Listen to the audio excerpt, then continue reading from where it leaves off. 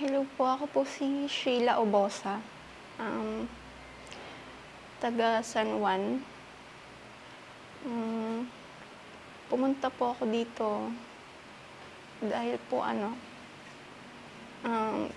tignan ko po kung nasa maayos na po yung asawa ko ngayon. Na-diagnose po siya kasi ng TB. Naggamutan po siya nun. Dun po siya after 1 month, dun na po siya nawala. Hindi rin po namin alam kung bakit nawala. Pumunta po yung tita niya ng asawa ko.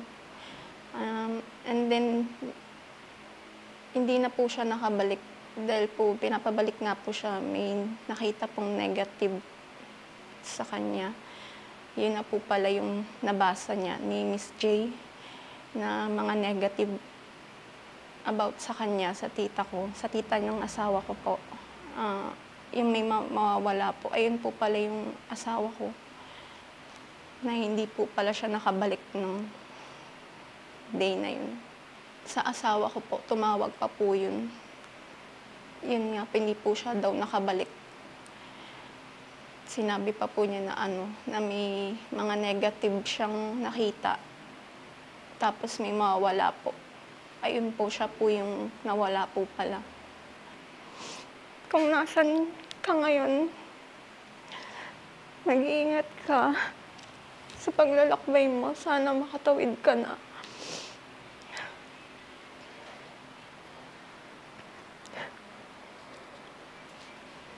Ayun lang po. Mahal na mahal kita.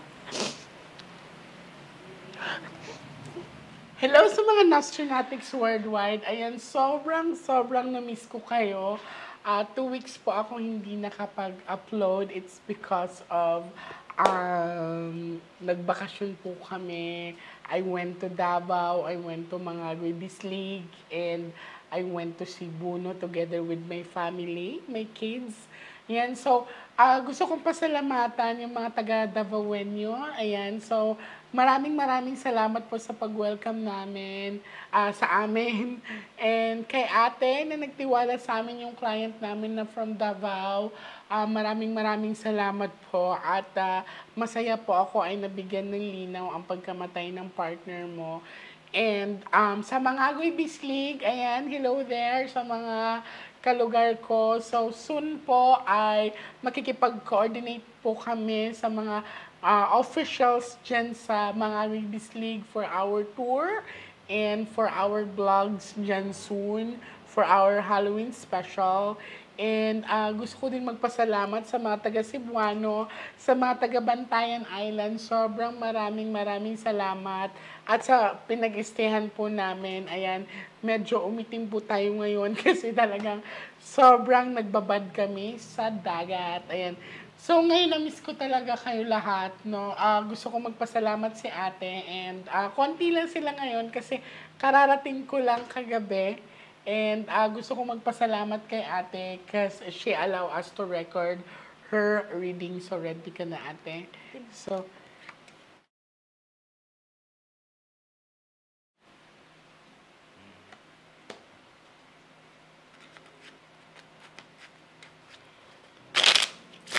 So, ate, kalma ka lang. Cut the cards into 3.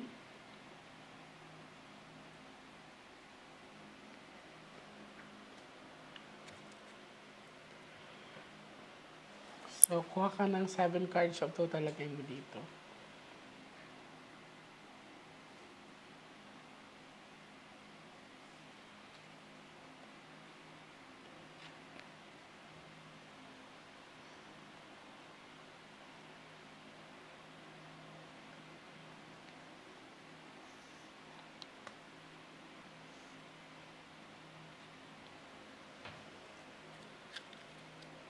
So, this is you, darling. Okay. So, ang aura ni ate, she's Queen of Diamonds. So, okay naman yung aura niya. Ang diamond kasi is one of the hardest stone siya, no? Pero ang reflection niya, kahit maganda yung aura niya, nagpapakatibay siya. There's something in you na para bang malungkot, let us say, Kahit na, you may look okay outside, but deep inside, you're not okay. Sharp object. Sa pinapakita sa akin dito, this is a sharp object, no? Sa marriage line mo, darling, is putol. So, kasal ka na ba? Kasal. Okay. So, sa pinapakita sa akin sa cards, she's married. May marriage line na pinakita dito, pero may 7 of hook, sharp object. Sa pinapakita sa akin ay maaring maghiwalay sila ng partner niya or let us say, maaring maputol ang marriage line nilang dalawa. So, um, sa partner mo, hindi ko masyadong maramdaman yung aura niya. Para bang wala na. So, nasaan yung partner mo? Wala na po. Okay. So, dito sa card, sa first set of the cards niya is, pinakita sa akin is wala na yung partner niya, no? Kailan pa nawala yung partner mo? June 19. June Ito lang 19. Opo. June, July, August, September, October. Ay, June, July, August.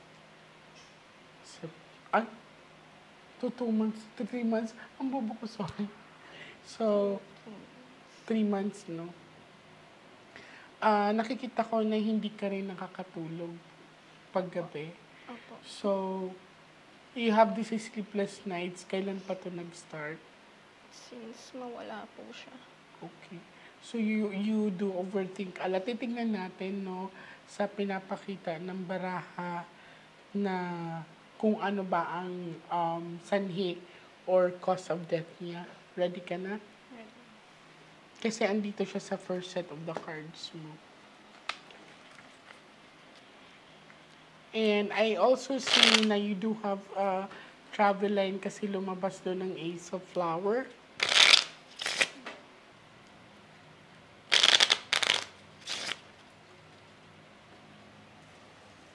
Kuha ka, darling, ng 9 cards of total lagay mo dito. So, magkapatid kayo. Parang familiar sa akin ang mukha mo. Hindi ko alam kung nakita na kita. Taga saan ka? Dito po sa may Doña Marita, nakaisang na Doña Rizal. Kasi taga-isang nayon ako dati. Diyan lang ako dati sa sa Ribisco.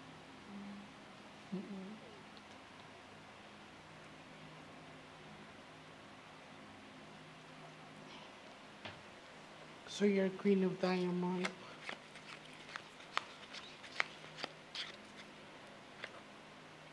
Andito na siya, King. Biglaan yung pagkamatay niya. So, sa pinapakita sa akin dito, lumabas yung partner niya and then biglaan daw. Pero may nakikita akong hospitalization. Na-hospital pa yung partner mo. Yes po. Ilang araw, ilang weeks siya Mag, sa hospital. Ang bilis kasi. magpo 4 days po. Bali magna 19 ng madaling araw dapat na po siya. So, 4 days siya nag-stay sa hospital.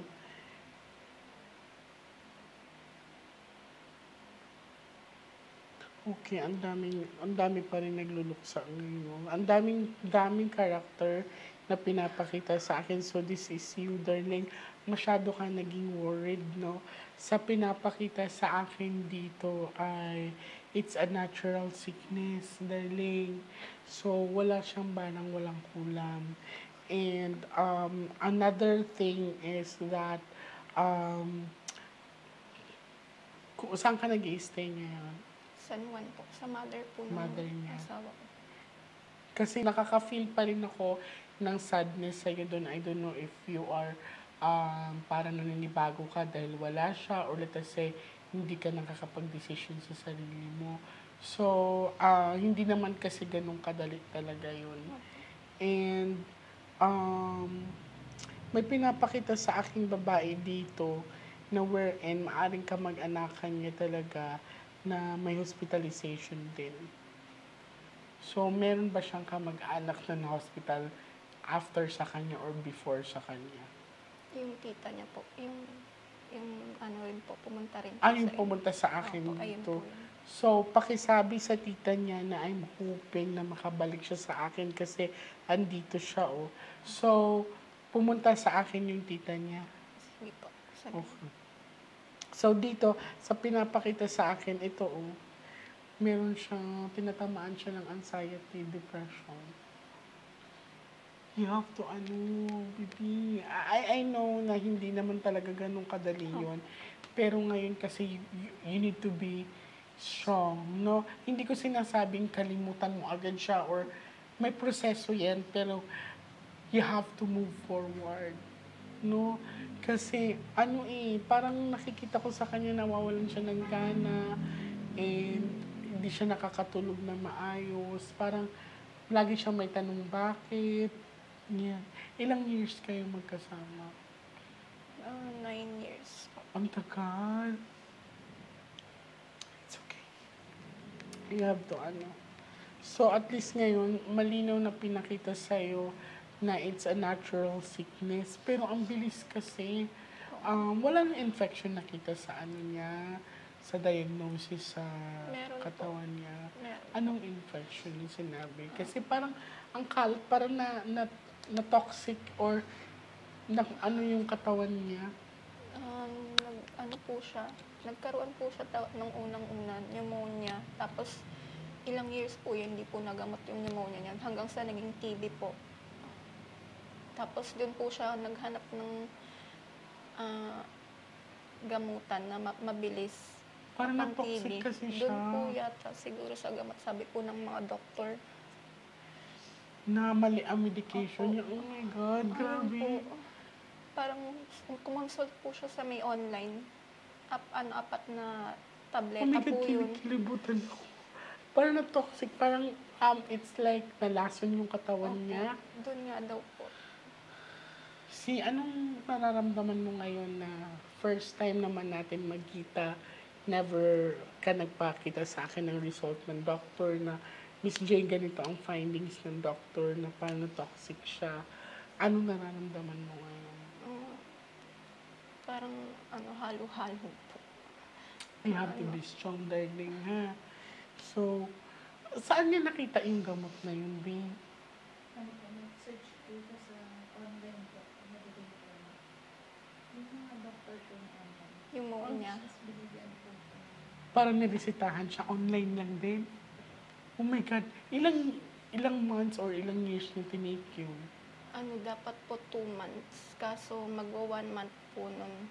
Doon na po siya bumibigay yata. Pero malakas po siya. Mhm. So, yun ang explanation ng doctor nung Opo, mali po pala yung reseta sa kanya. Yung toxicity kasi ito yung Multiple organ failure siya. Opo, na po yung mga kidneys, liver niya. damage. Nag-damage na po yung mga organ niya. Kasi nga, baka yung sa gamot nga ni take niya, taskers.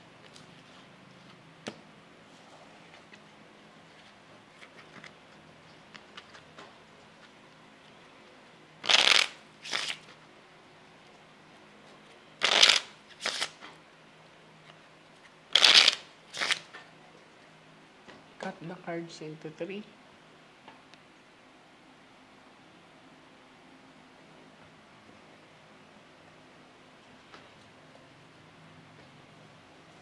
Kuha ka ng last 12 cards of total. Nawawala ako.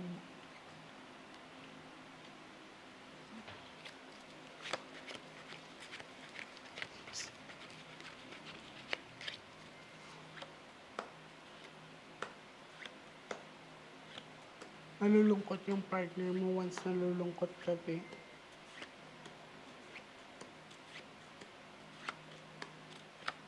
Pababalikin ko siya dito, darling. Mga next week, taunin mo na Martes or Friday, let's do cleansing, ha? Kasi meron siyang tinatawag na parang natutulala siya minsan. So, kailangan ma-remove ko yung negative energy na na-absorb niya. Well, ito, malinaw darling na walang barang, walang kulang, walang palipad hangin sa partner mo. It's a natural sickness. Yun nga yung sa nakita ko. Parang na-toxic yung katawan niya. Sa mga makakapanood ngayon, ito po ay isa sa aral na mapupulot natin. Ako nagpapasalamat talaga kay ate sa pagtitiwala niya. Though hindi naman ganun kadali talaga na mawala ng pamilya. Sa mga mahilig mag-consult online, especially sa mga medication dyan, please double check po natin kung tama ba ang binigay sa ating mga gamot. I'm not against sa mga manggagamot online or sa mga pero kailangan maging safety po tayo, pumunta po tayo sa mga dalubhasa, lalo na pag may nararamdaman tayo sa katawan natin. Isa kasi sa mga negative mindset sa mga Pilipino ay hindi tayo nagpapa-check up hanggat hindi malubha ang nararamdaman natin.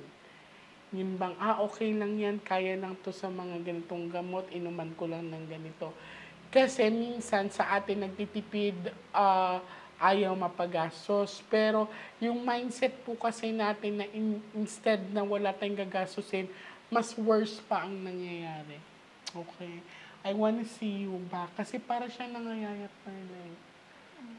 Parang nangayayat. So, I wanna see you back, darling. I want you to be strong, ha? So, pababalikin kita next week. Taunin mo na Martes or Friday. Let's do cleansing, okay? Maraming salamat sa iyo and God bless.